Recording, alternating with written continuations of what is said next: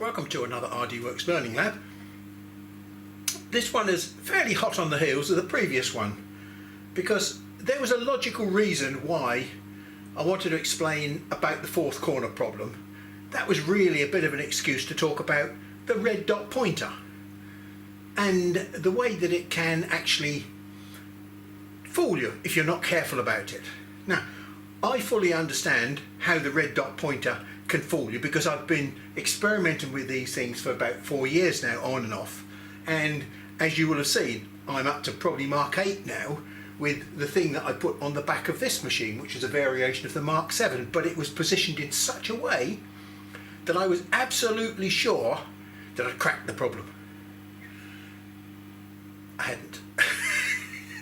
It requires but the smallest amount of off-axis error, and the thing is, I wouldn't say useless because it's not useless, but it's not fit for the purpose that you originally planned to use it for, i.e. setting the beam.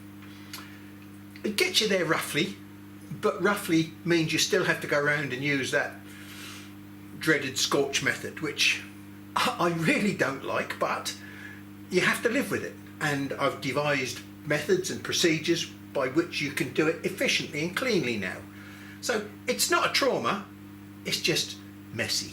Now I've got to offer it a bit of an apology because when I sat down and looked at the final cut of the video, I realised that just because I understand it doesn't mean to say that you guys out there maybe understand exactly why the red dot pointer tells you lies. So I need you to understand that for what I'm going to do today. So I'm just going to go back and we're going to take a look at the principles that are involved with the red dot pointer and why it actually tells you lies. Now, used with caution, the red dot pointer can be a very useful fault finding tool. For example, I demonstrated in the previous session how just a small amount of pressure on the edge of the mirror 2 can produce quite a large error in the spot position. And that's the main reason why you get your fourth corner error. But just because my red spot is in one position there and in a slightly different position in the back position doesn't mean to say that I've actually got a machine error. What it does mean to say is that the red dot pointer itself is not telling me the truth. And that's what I'm just about to explain to you. So what we've got here are some pictures of a plan view of the machine. There's the laser tube, there's mirror 1, there's mirror 2, and there's mirror 3, and there's the beam passing through down to a nozzle. Okay, now this is position 1 when you've got the head right over here at the front right hand corner. There's the other extreme position for mirror 3. So that's 500 millimeters on my machine, and here we've got 300 millimeters for the y-axis. So there's the other position for mirror 2. Mirror 1 never changes, mirror 2 can change, and mirror 3 can change. But this dimension here between mirror 3 and the work never changes. Okay, so let's now take a look at this diagram here. So in this diagram, what I've done, I've stretched the whole system out into a straight line because that is what this green centre line is. It is the laser beam which is travelling in a straight line. Even though it bends around mirrors, it can only travel in a straight line.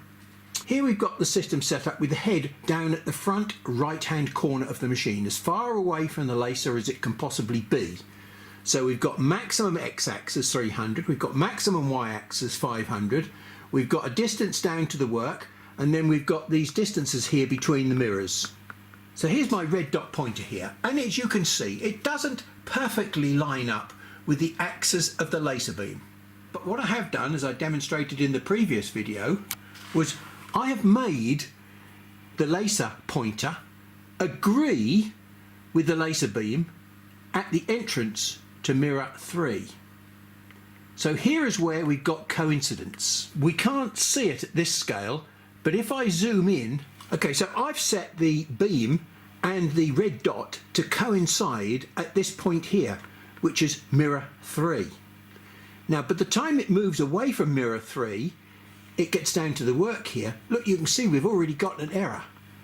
Now this is a smallish error here at the work, but what you've got to remember is somewhere about here we've got a lens, and if this red beam hits the lens at an odd angle, i.e. it's not completely axial, it will get tipped off even further, like this.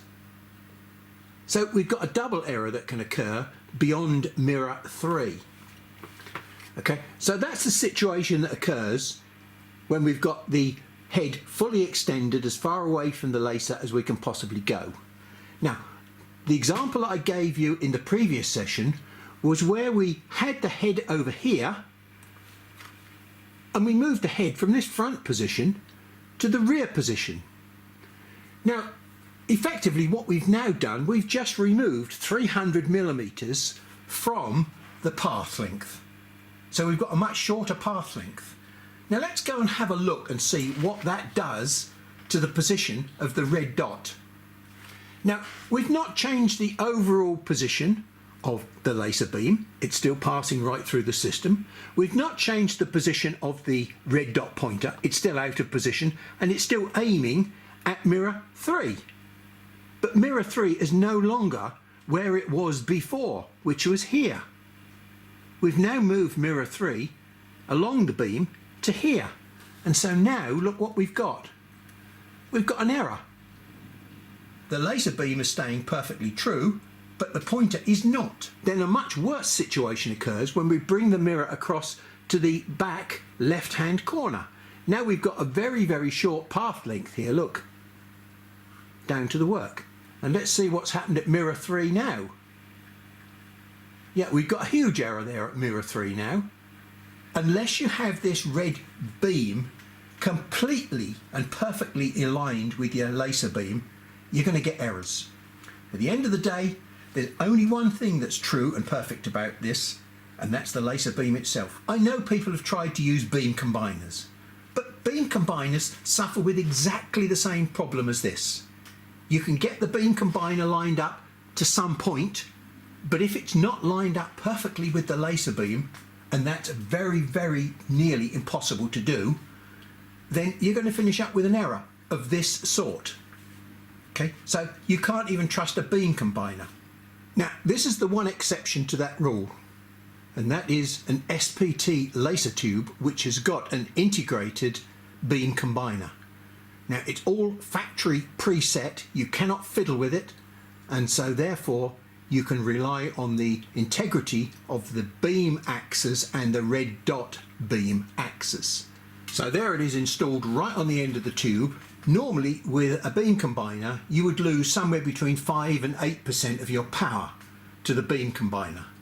When you buy an SPT tube, you buy it with a specific power rating that already includes the losses that are taking place in here. So you're still not buying a tube and then getting losses. You buy a tube that has a specification after the losses. If you really do want a really good quality red dot pointer, then maybe when it comes time to change your tube, you want to consider this as a possibility.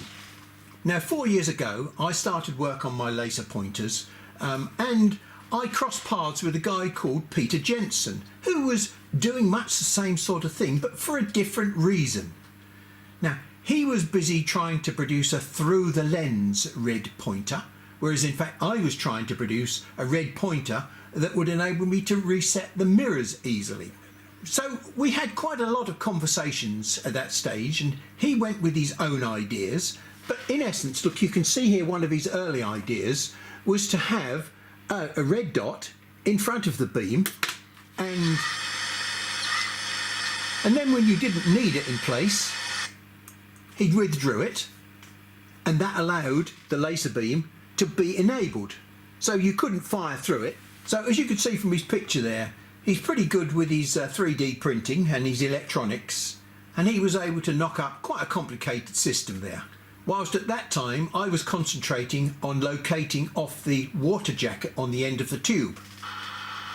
And so here we go, he's got 4 LEDs, bright LEDs, mounted on a ring, and he moves them in front of the beam. So that was an alternative way of doing it. And what he's trying to do with 4 LEDs is to flood the area with extremely bright light and hope that it gets down to the lens, which it does, as you can see there. And yeah, that worked fairly successfully. But obviously he wasn't happy with that, because he went on to make yet another variant of it, where he's finished up plugging straight onto the front of a tube, and again he's using his 4 bright red LEDs. So why am I bothering to show you all this? If you remember a few sessions ago when I designed this, I said, look, this is a very selfish enterprise. This is designed for me and my machines, and I don't really care about you guys because, you know, many of you have got a red dot pointer on there. Where are we going to fit a red dot pointer? Well, I suppose you could tap a hole or you could make a bracket, but the whole point of it is, if you start hanging things on here, you're starting to add mass to it again, and that's not what we really want. So the whole point of this was to put it on a super diet and keep it as light as possible. I don't need a red dot pointer, therefore you don't need a red dot pointer. That's my very selfish attitude. Having said that, I've relented a bit. Well, we're going to have a go at trying to put something on there that doesn't hang in there but does give you what you're after, which is a red dot. It may or it may not work, so we're venturing into the unknown. The reason why I showed you Peter Jensen's work is because I'm going to nick 1 or 2 of his ideas, and I'm going to use 4 pointers to try and get through there. But I'm not going to use high intensity, but I'm going to try and use 4 red diode pointers and see if I can focus them up into a position where they will work. Now, I've just demonstrated to you it's not possible to focus them up properly, but we may be able to find a compromise, and I don't know how well it's going to work, but we're going to give it a try. Okay, now I've been beavering away for a couple of hours on my CAD system, and I've come up with something that looks very possible and very doable. Basically, I've got 4 of these little LED laser diodes which sit around this central section here. Now I've got a hole in the middle which is just over, I think it's 13 millimeters diameter, because I know that the beam on this machine is maximum 12 millimeters diameter. And then I've tried to put the diodes as close as possible to this beam so that, you know, I don't get too much of the error that we've just seen, the red dot lies error. But all the pieces come out relatively simple. Now we're back to our line diagram, and I know that I'm going to have to mount this thing just here in between mirror 1 and the extreme closeness of mirror 2. I'm going to attach that magnetically to this bulkhead, and so that's the position that this unit is going to sit at. And let's just look at some of the technical problems that I'm going to encounter. Although the laser beam is pointing at a 25 millimeter diameter mirror for mirrors 1 and 2, just here, these outer diameter, in reality what it's seeing is this oval shape here, this ellipse shape, which is only 17.68 wide. That's if I assume I've got the full use of a 25 millimeter diameter mirror. So we're only talking about mirrors 2 and 3, and mirror 3 on this machine is now 20 millimeters diameter. And so that means that when I look at 20 millimeters at 45 degrees, this is what I see. Now, my beam starts off at 21.7 diameter across the center of the diodes on this diagram. You can see from here, when I get to mirror 2, I'm already in the brown stuff. It looks as though my diodes are already outside the mirror and they won't actually work. And these other 2 diodes are, well, they're barely on the top and bottom of the mirror, and I've got to set them extremely accurately. This is not looking good. So let's take a quick look at what that actually means just here. Here we've got mirror 2 at its closest position, and here we've got mirror 3 at its closest position, where we're close up to the laser in the back left-hand corner of the machine. Here's our 21 millimeter spacing for the diode centers, and here we are, look, say 20 millimeters by the time we hit mirror 2, and say 18 millimeters by the time we hit mirror 3. This is the size of mirror 3, and yet we've got 18 millimeter width on the centers of the diodes. So it's just not going to work. So there is a good logical reason why Peter did not use laser diodes, but he used 4 very bright LEDs, super bright LEDs, to try and flood the whole of the area with light and hope that there would be enough light projected through 3 mirrors and down through the lens to give you the lighting that you wanted. It looked as though it succeeded. Just in case my design and the theory is wrong, I'm going to make it anyway because it's quick and simple to make. And we'll just have a quick test to prove that it is no good, because I would rather spend the time proving that it's no good than have X number of you guys out there trying to copy this and say, well, yeah, it will work. I'm going to prove to you that it doesn't work. Well, here we are. Done. Connected up to a little 5-volt supply.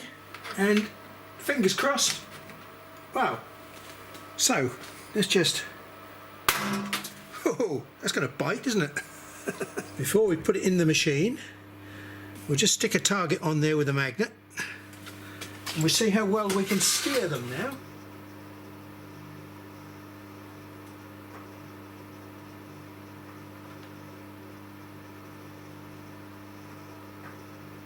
Just quite easily, doesn't it? Right, we've gone behind that panel and we've put a piece of masking tape behind there.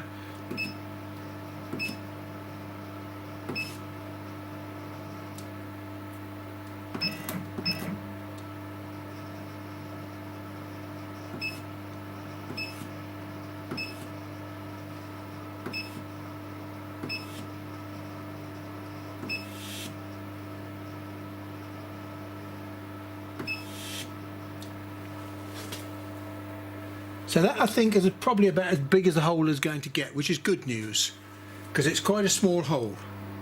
With a bit of luck, you can probably see that that's pretty well lined up with that hole. Right, so what I've now done, I've now set the head to 150, 250, which is the centre of the table. And with a bit of luck, we're going to put a scorch mark on there now. Like that. Then we'll turn the lights on.